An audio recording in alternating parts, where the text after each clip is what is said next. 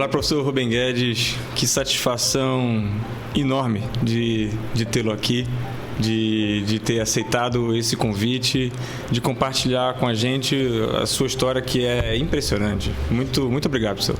Olá, João, eu aqui agradeço essa oportunidade de poder falar daquilo que a gente gosta de fazer, né? Que bom.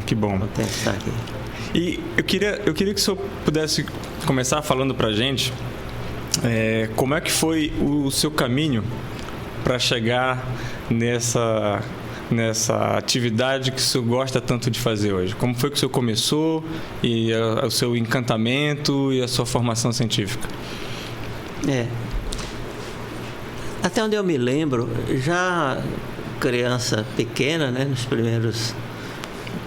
primeira década de vida, eu já tinha uma curiosidade para a ciência assim despertada, e quando os pais me perguntavam o que queria ser, eu dizia que queria ser médico, mas na minha cabeça médico era o cientista, e o modelo da época era o professor Oswaldo Cruz, né? Sanitarista famoso. Então eu achava, depois com a idade, eu comecei a achar que mais interessante do que aplicar os conhecimentos seria gerar os conhecimentos para outros aplicarem, né? E por aí eu enveredei, e aí tive muita sorte de encontrar, já no ambiente universitário, uma professora que me acolheu como aluno de iniciação científica, que foi a professora Naide Teodósio, e graças a ela eu perseverei. Isso foi em qual universidade, professor? Isso é a Universidade Federal de Pernambuco. De Pernambuco. Em Recife, né? Eu me formei lá. E aí você seguiu a iniciação científica e depois seguiu no mestrado? Depois segui no mestrado. Naquela época não havia mestrado em Recife. Então a professora Nair conseguiu que eu fosse aceito para fazer um curso de nivelamento, assim chamavam, de 2 meses, na Universidade Federal do Rio de Janeiro, Instituto de Biofísica. E depois desse curso de nivelamento ocorria a prova de seleção. E aí eu fui para o Rio de Janeiro, fiz esse curso e fui selecionado para fazer o mestrado. Então, me formei num ano, em dezembro de um ano, em fevereiro do próximo ano já estava ingressando no mestrado. E aí foi tranquilo, né? E o mestrado já foi em neurociências? Já foi em neurociências, Eu não sei em que momento, mas acho que já na iniciação científica, a fisiologia do sistema nervoso me chamou a atenção, né? Me despertou a atenção. E como a doutora Naide trabalhava nessa área, aí foi meio natural. E lá no Rio de Janeiro também, o mestrado foi em, como eles chamavam, neurobiologia. Uhum. E aí, por coincidência, embora nem tudo é coincidência, né? Mas havia uma vaga para fazer o mestrado no laboratório de um professor que trabalhava com um fenômeno estranho que eu nunca tinha ouvido falar, que era um fenômeno conhecido como depressão alastrante. E depois eu vinha saber que aquele laboratório havia sido, alguns anos antes, o ambiente onde trabalhou o professor Aristides Leão, que foi o brasileiro que descobriu o fenômeno da depressão alastrante. Então eu tive o privilégio de trabalhar na sala que era dele, né, que havia sido dele. Ele já estava aposentado na época. Na verdade, ele era presidente da Academia Brasileira de Ciências, cargo que ele ocupou por 15 anos ininterruptos. Tamanho era o prestígio, né, e a altura científica dele. Mas durante esse tempo ele sempre ia ao laboratório 1 ou 2 vezes por semana, E aí a gente conversava muito, eu queria saber como é que estavam os resultados dos experimentos e tal. E foi uma amizade que se desenvolveu assim muito proveitosa, sobretudo para mim, né? E aí começou. Então, às vezes os alunos perguntam, mas professor, como é que o senhor escolheu a depressão alastrante? Eu costumo responder que não fui eu que a escolhi. Foi ela que me escolheu. E nela estou até agora, né?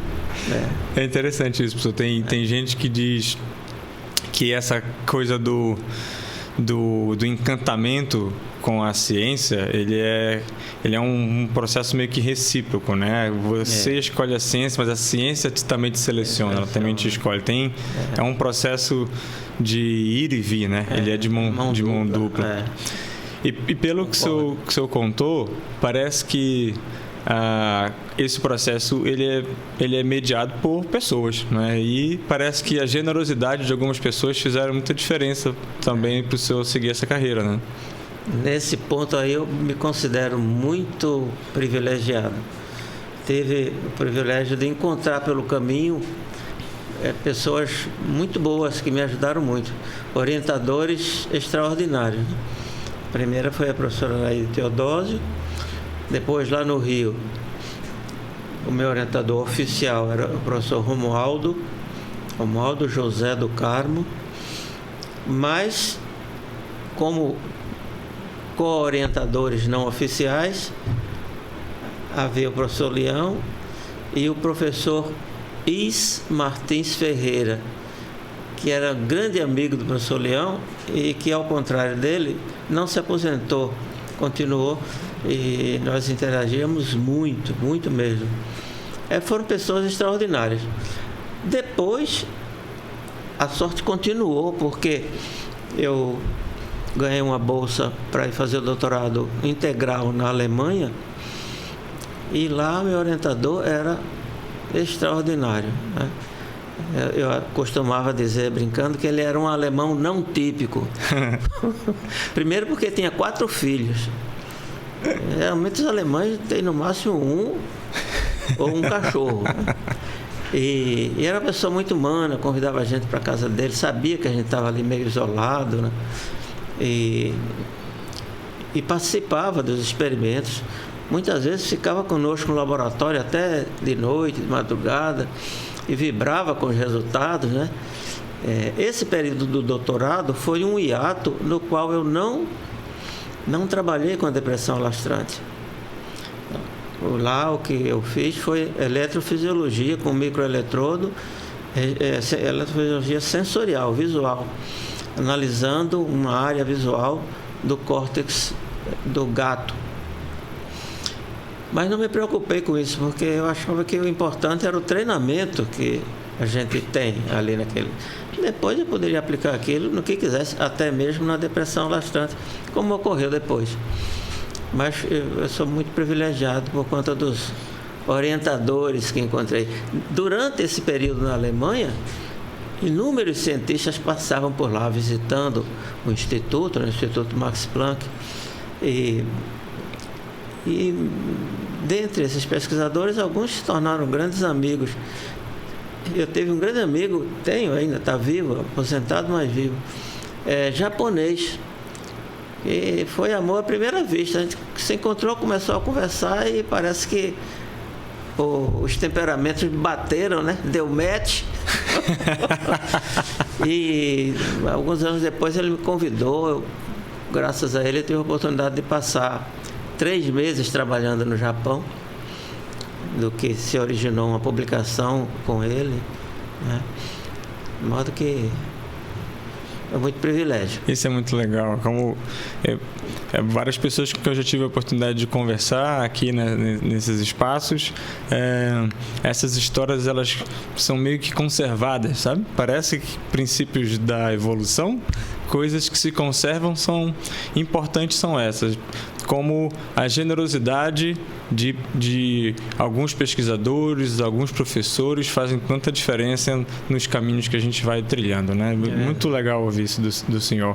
Mas eu sei que porque eu lhe conheço o seu trabalho, já tive a oportunidade de colaborar com o senhor em alguns artigos, que o senhor seguiu os estudos com depressão alastrante e depois começou a estudar o exercício físico também, né? E como é que foi esse começo, professor, de começar a trabalhar com neurociência e exercício físico? Bom, vamos fazer um pequeno histórico disso aí. Ao voltar da Universidade Federal do Rio de Janeiro, a professora Anaíde conseguiu que eu fosse contratado como professor visitante da Universidade Federal de Pernambuco. Contrato por 1 ano, renovável por mais 1. Quando houve a renovação, surgiu a oportunidade de um concurso para professor efetivo. E aí eu fiz, e de permanente passei para professor efetivo da universidade.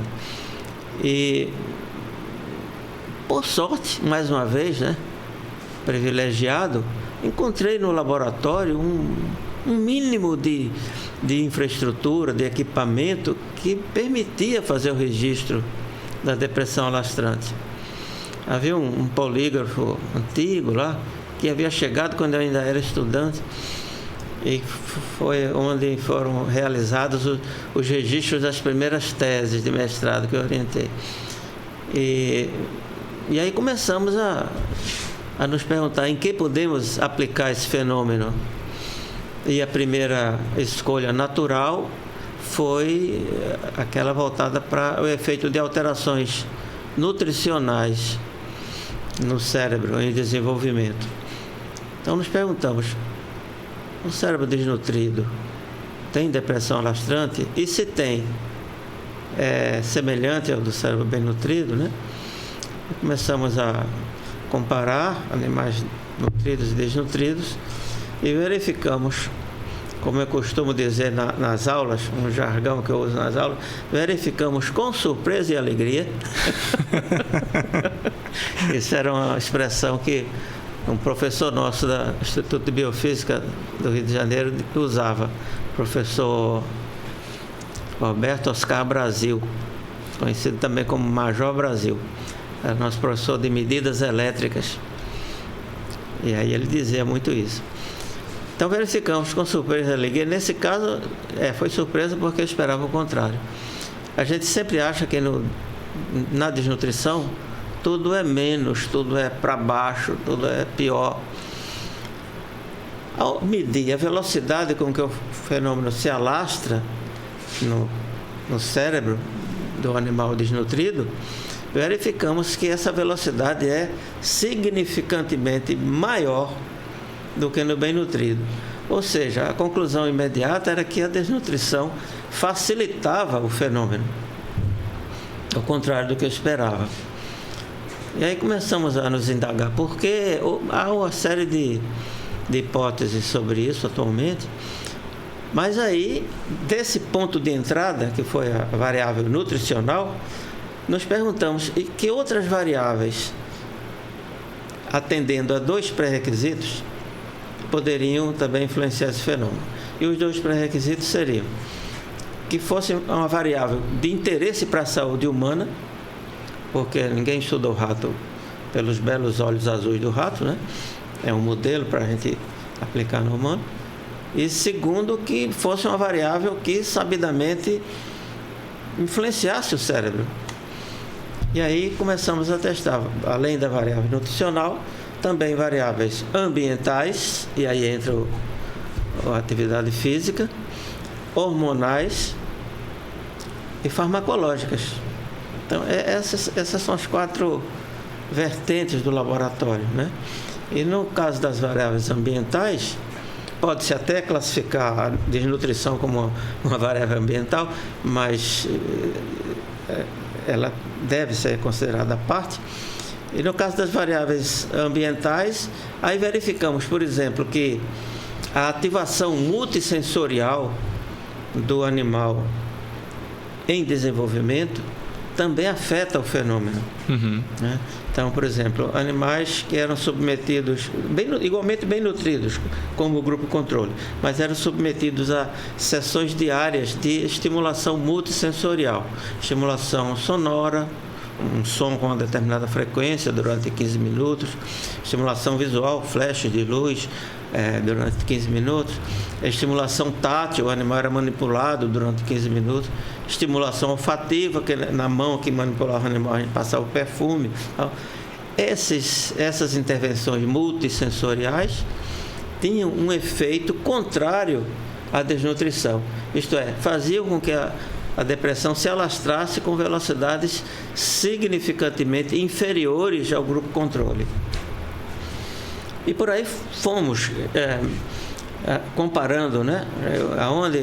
Em que condições o fenômeno está facilitado, em que condições ele está dificultado. Hoje nós temos uma lista bastante grande de condições que já foram estudadas, algumas que facilitam e outras que dificultam o fenômeno, né? Às vezes os alunos perguntam: mas professor, o que é melhor? Quer que a velocidade seja alta ou a velocidade baixa desse fenômeno para a saúde humana? E a resposta, até o momento, depende. Depende do cenário, das circunstâncias em que aquilo ocorre.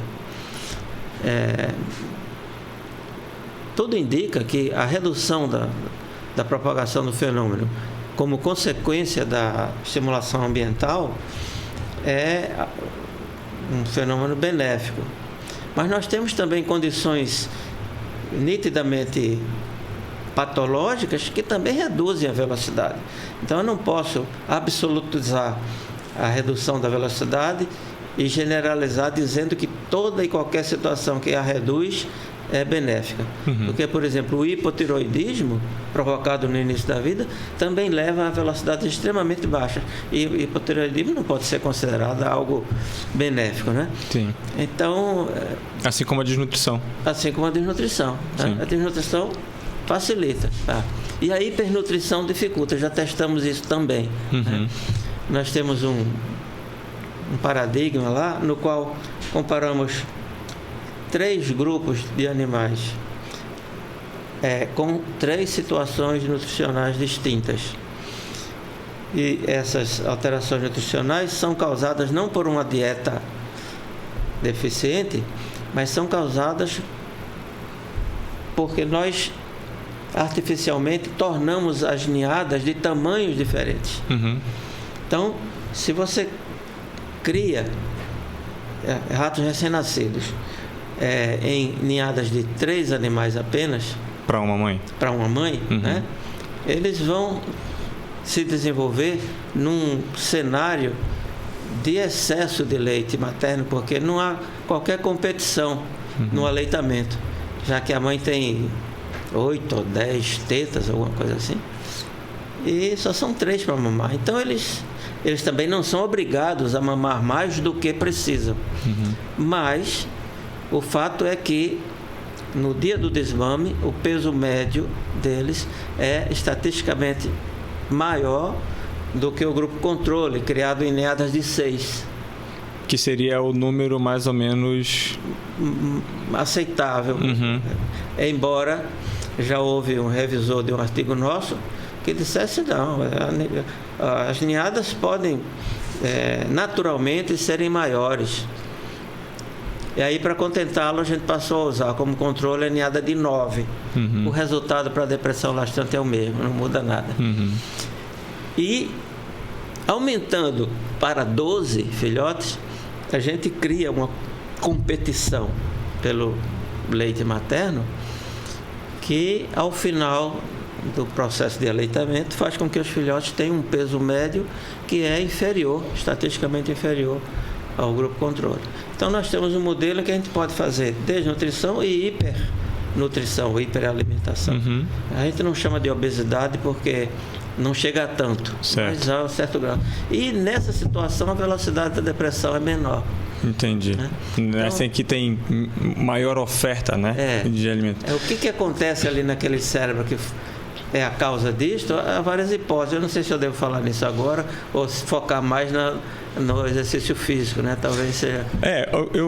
Eu acho esse modelo muito interessante, professor, porque ele, como acontece no período de desenvolvimento, que seria análogo ali ao período de nascimento e desenvolvimento da criança, né, do bebê e da criança, isso simula várias condições que, como modelo, como você já disse, é um modelo, não é o que de fato ocorre, mas somente em modelos a gente entende dentro do cérebro como as coisas acontecem, né?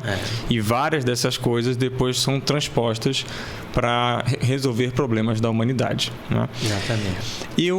E nesse modelo, a gente também acaba tendo um efeito também de cuidado materno, né? Exatamente. Então, nessas fêmeas que têm que amamentar, cuidar de 12 filhotes, o cuidado materno acaba sendo menor do que na condição controle. Se a gente pensar que esse modelo é um modelo que vai, portanto, afetar tanto o status nutricional dos filhotes, assim como os status de cuidado. Então, isso produz alterações no cérebro que vão repercutir ao longo da vida, né? Sobre a cognição, sobre o comportamento, e mudanças quase que permanentes acontecem no cérebro, né? Nós já deixamos esses filhotes crescerem até se tornarem adultos, e quando a gente olha a depressão lastrante na vida adulta, os efeitos estão lá. Quem tinha velocidade maior continua tendo velocidade maior e vice-versa. Mesmo tendo acesso normal à comida, né? Terminou o aleitamento, passa para uma alimentação normal, se desenvolve normalmente, corporalmente, mas as marcas no cérebro ficaram. Impressionante. E o exercício tem algum efeito protetor, restaurador? A gente acredita que sim, né? Nós começamos comparando animais sedentários com animais que eram forçados a se exercitar. Eles não tinham escolha. Iam para a esteira motorizada e ali eles eram obrigados a caminhar. Mas a gente sempre observava que alguns caminhavam com mais facilidade, enquanto outros caminhavam com mais resistência. Não queriam, a gente era obrigado a cutucá-los com uma varinha, uma coisa assim. Bem, nessa situação, com o cérebro se desenvolvendo nessa condição de fazer exercício, o fenômeno a propagação dele se torna mais difícil. O cérebro fica resistente, as velocidades caem. E aí nos perguntamos se isso também aconteceria no caso do exercício voluntário. E aí conseguimos as chamadas rodas de atividade, em que o animal pode ter acesso a ele, fica lá caminhando, a roda não sai do canto, porque vai girando, né? Sim. Então essas rodas de atividade são acopladas a que eles chamam de ciclo computador, que serve para medir o número de voltas que a roda dá, e com isso, sabendo o diâmetro da roda, se calcula a distância que o animal percorreu, o tempo que ele percorreu, e estima-se até a quantidade de calorias que ele gastou ali. E aí, nessa situação, a gente consegue separar claramente um grupo de ratos que anda muito pouco na roda de atividade e outro grupo que anda muito. Claro que há uns animais intermediários que andam. Você pode separar até 3 grupos se você quiser.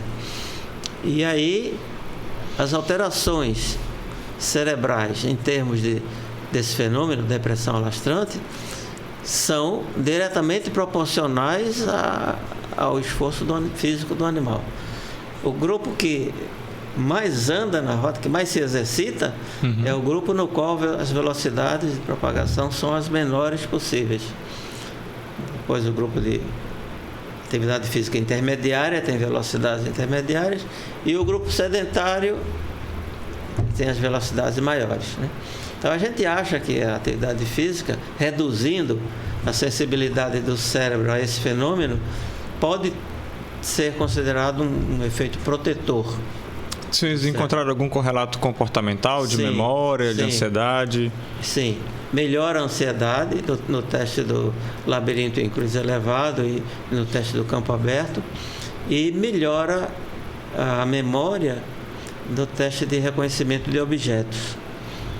Então, por isso que a gente fica mais seguro para dizer que é um efeito protetor. Interessante, professor. Eu sei também que vocês fizeram alguns ensaios sobre algumas populações de células específicas, analisando ou a presença de algum neurotransmissor ou do número de células.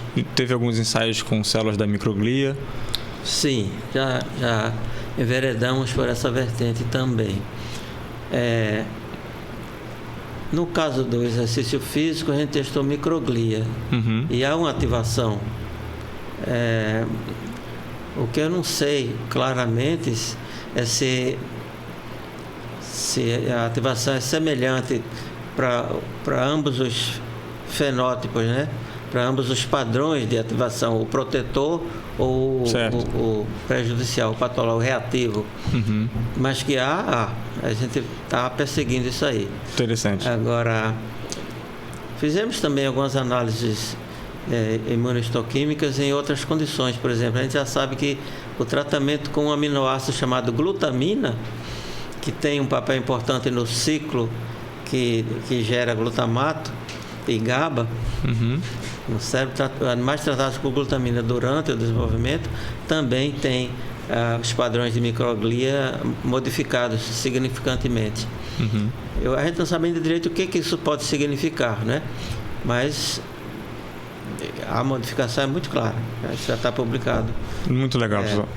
É possível que essas modificações da microglia sejam, eu acredito, na perspectiva da microglia trófica, né? É a ativação da microglia para se tornar uma microglia neurotrófica, porque existem as substâncias, as exercinas, né, que são produzidas na periferia pelo músculo, pelo tecido adiposo, pelo osso, fígado, e elas cruzam a barreira que separa o sangue do cérebro, né? E lá eles se ligam na microglia. E também se ligam nos neurônios e nos astrócitos. E parece que esse tipo de comunicação faz com que a microglia aumente a sua atividade trófica, né, benéfica, melhorando a função das sinapses, melhorando a comunicação, a reorganização dos circuitos dos neurônios. Eu também apostaria nesse sentido. Eu também acho que é mais para esse lado do que para o lado reativo. Patológico, né? Inclusive tem uma aluna lá, a professora Carol Leandro, que já demonstrou que nessas condições de exercício voluntário ocorre a expressão de alguns genes tróficos, de fatores tróficos no cérebro. Então é mais um dado a favor dessa linha de pensamento, sem dúvida. Muito legal. Essa aproximação, isso eu acho fantástico na neurociência, porque você sai de fenômenos de respostas elétricas do tecido, das células, né? Consegue observar mudanças na fisiologia dessas células, na expressão dos genes que essas células passam a ser ativados, alguns são desativados porque são pró-inflamatórios, por exemplo, e como isso repercute no comportamento. Os correspondentes comportamentais, exatamente. É muito legal, né? É muito bonito. Muito legal. Professor, se algum aluno de graduação, de mestrado, de doutorado, ou até com doutorado já concluído, né, que nós chamamos de eles que buscam estágios de pós-doutorado, certamente as coisas que o senhor trabalha são tão interessantes que devem despertar interesse de alguns. Como é que a Universidade Federal do Pernambuco e o seu grupo de pesquisa, o seu laboratório recebe alunos? Como funciona esse processo? Vamos partir da universidade para o laboratório. A universidade tem um programa de bolsa de iniciação científica, né? A Pró-Reitoria de Pesquisa tem convênios com entidades financiadoras, como o CNPq, ou como a nossa Fundação de Apoio à Pesquisa do Estado de Pernambuco, conhecida pela sigla FACEP, e desses convênios resulta que a universidade tem à disposição uma certa quantidade de dinheiro para alocar para essas bolsas para alunos que se sintam vocacionados à ciência. Acontece que no meio dos vocacionados à ciência vem aqueles que são mais vocacionados ao dinheiro. E às vezes é complicado separar. Antigamente se fazia muito seleção, seleção escrita, seleção por entrevista, oral e tal. Ainda se faz hoje, mas hoje em dia há um cenário diferente no qual a internet tem um papel importante. Há pouco tempo, só para dar um exemplo, me procurou uma moça. Primeiro ela me escreveu, mandou um e-mail dizendo: olha, eu sou fulana, sou colombiana, mas estou no Brasil já há algum tempo, fiz doutorado no sul do país, numa universidade nova, mas já conceituada, e estou morando agora em Recife e eu queria ver a possibilidade de fazer um estágio pós-doutoral no seu laboratório, porque minha área é neurociências. Bem, em conversa com ela, foi inevitável perguntar: mas me diga uma coisa, quem foi que lhe indicou, né, meu laboratório, né? Quem recomendou a mim? Eu disse: não, ninguém. Eu olhei na internet, vi seu currículo Lattes, vi as informações do laboratório e disse: é aqui, e vim. Quer dizer, hoje em dia você não pode mais se esconder de nada, nem de ninguém. Então, muitos alunos procuram assim, batendo na porta. Batendo na porta. Aí eu converso, e da conversa a gente vai elaborando o diagnóstico, né? Uhum. Esse parece que tem jeito para o negócio, esse aqui parece que está mais interessado na bolsa. Às vezes a gente erra. Sim. Para um lado ou para o outro. Mas na maioria das vezes não. De modo que assim vai. Né? Sim. Assim vai. Que dica o senhor daria para um aluno que está motivado e que quer tentar conseguir um espaço com o senhor? A dica que eu daria é que ele tomasse a iniciativa de procurar o laboratório ou o professor que ele acha que seria adequado para o estágio, né? Porque ele não espere que o professor tenha tempo de notá-lo e tomar a iniciativa de ir atrás dele. Isso é mais difícil, é menos provável que aconteça. Então ele tem que tomar a iniciativa, né? Com bom senso, claro, né? Uhum. Não fazer como uma certa aluna minha que disse: olha, acabei de escrever para o professor fulano dizendo que trabalho com o senhor e quero um estágio lá. Eu disse: mas você fez isso sem falar comigo? Porque eu achei que não devia incomodar o senhor com isso, não. E ficou uma situação embaraçosa, porque eu não achava que ela estava preparada ainda para esse pulo tão grande e posterior. Mas no fim deu tudo certo. E hoje ela está no Canadá fazendo o pós-doc dela. Acho que ela aprendeu a lição. Mas então é assim, quer dizer, a gente não deve ser muito rígido, nem dizer: não, tem que fazer tais e tais testes, tais e tais provas, nem também deixar correr muito frouxo, como se diz por lá, né? Uhum. Mas acho que uma conversa e a observação do comportamento das pessoas no laboratório é muito importante. Concordo plenamente com o senhor. Inclusive, tenho os meus exemplos muito parecidos com o seu também. Mas eu, assim como aconteceu com o senhor, também aconteceu comigo, que foi a oportunidade de conhecer gente generosa, de ter sido muito bem aventurado, muito sortudo. E eu acho que muitas pessoas que têm interesse provavelmente ainda vão encontrar essa atmosfera, porque tem muita gente que é assim, mesmo nesse período tão difícil para a ciência brasileira, né, que vai passar, mas que provavelmente vai produzir aí suas consequências ainda por um tempo.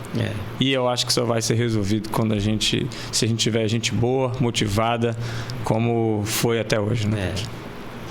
Acho que a gente não pode se preocupar muito com as pedras que atiram na gente, sabe?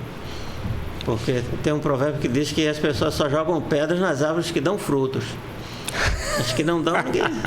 Então, Muito bom. Se você recebe uma pedrada, tenha certeza de que o que você faz está chamando a atenção. Muito bom, professor. Muito obrigado. Foi uma satisfação enorme recebê-lo aqui. Aí eu que agradeço.